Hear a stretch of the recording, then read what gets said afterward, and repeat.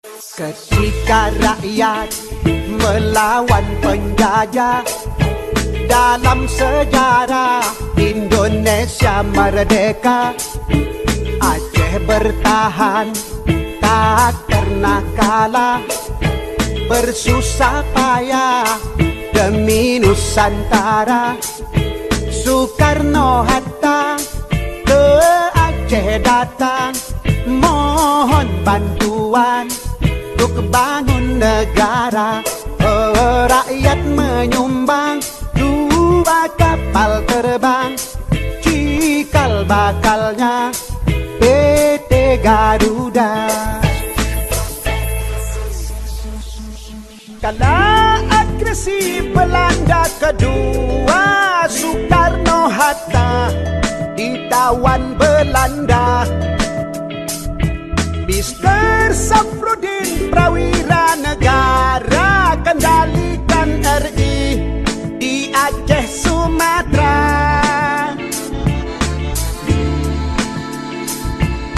Zaman Soeharto pegang pimpinan, Arab berkembang ke mancanegara.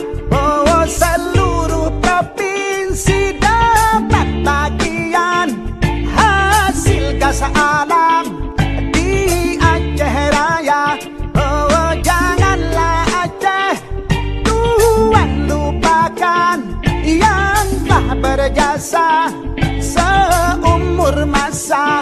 Oh, cinta yang ikhlas mari wakafkan, negeri yang aman, rakyat sejahtera. Oh, janganlah Aceh Tuhan lupakan yang telah berjasa seumur masa. Oh, cinta yang ikhlas mari wakafkan, negeri yang aman, rakyat sejahtera.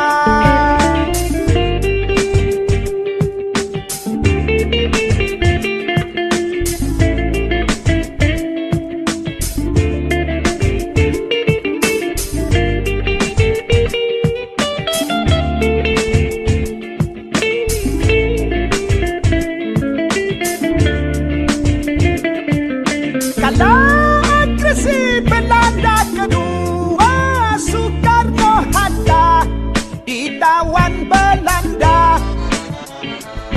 Mr. Safruddin Prawira Negara kendalikan RI di Aceh Sumatera. Zaman Soeharto pegang pimpinan, Arun berkembang ke mancanegara. Oh, seluruh provinsi dapat bagian hasil gas alam di Aceh Raya. Oh, janganlah Aceh Tuhan lupakan yang telah berjasa seumur masa. Oh, cinta yang ikhlas mari wakafkan, negeri yang aman, rakyat sejahtera. Oh, janganlah Aceh Tuhan lupakan yang telah berjasa seumur masa.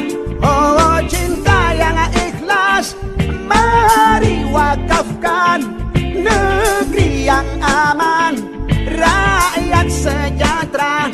Oh, janganlah Aceh Tuhan lalaikan yang telah berjasa seumur masa. Oh,